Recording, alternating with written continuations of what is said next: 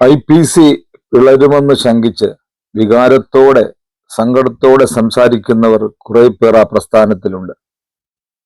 India Pentecost ദൈവസഭ ഭാരത സുവിശേഷീകരണത്തിനും സഭാസ്ഥാപനത്തിനുമായി നിലകൊള്ളുന്ന തദ്ദേശീയ സഭയാണ്.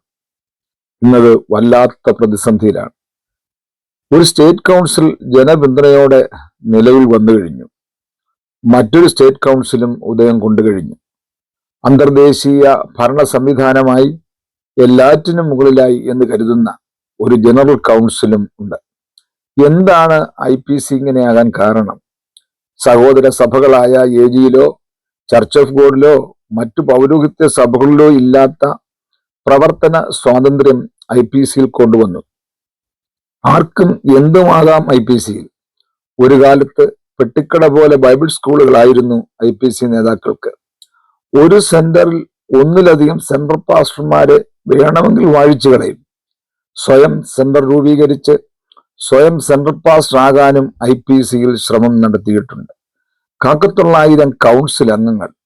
കൗൺസിൽ കൂടുമ്പോൾ വാക് പോരാട്ടങ്ങൾ മാത്രം. തർക്കങ്ങൾ മാലപ്പടക്കത്തിന് സമാനം. സഭയുടെ ആത്മീയ ഭൗതിക വളർച്ചയെക്കുറിച്ചുള്ള ചർച്ചകൾ നടക്കാറില്ല. ഒക്കെയും സഭാരാഷ്ട്രീയത്തിലൂന്നിയുള്ള വാചകമടികൾ മാത്രം. നേതാക്കന്മാർ കെട്ടഴിച്ചുവിട്ട കോലാട്ട് കൊറ്റന്മാർക്ക് സമാനമായി മാറി. സ്വാതന്ത്ര്യം എന്ന് പറഞ്ഞാൽ ആകെ മൊത്തം ടോട്ടൽ സ്വാതന്ത്ര്യമാണ് IPCയിൽ. സംഘടനയുടെ പ്രവർത്തന തത്വം എന്തെന്നറിയില്ല. തുടക്കം മുതൽ തന്നെ കെയ്ഡർ സ്വഭാവമില്ലാത്ത പ്രസ്ഥാനമായി മാറിപ്പോയി IPC.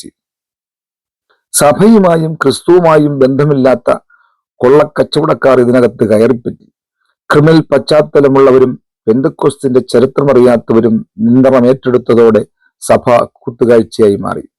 പണം കൊണ്ട് സഭയെ വിലയ്ക്ക് വാങ്ങാമെന്ന നിലയിലെത്തി. ഇതൊക്കെ സംഭവിച്ചില്ലെങ്കിലേ അതിശയമുള്ളൂ.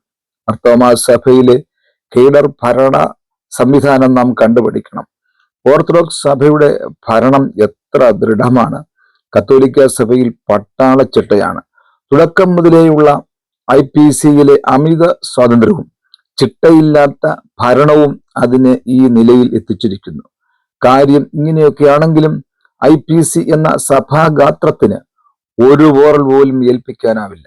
കാരണം പ്രാദേശിക സഭകൾ കുമ്പനാടിനെ മനസ്സാ മൊഴി ചൊല്ലിക്കഴിഞ്ഞു എന്നത് തന്നെ.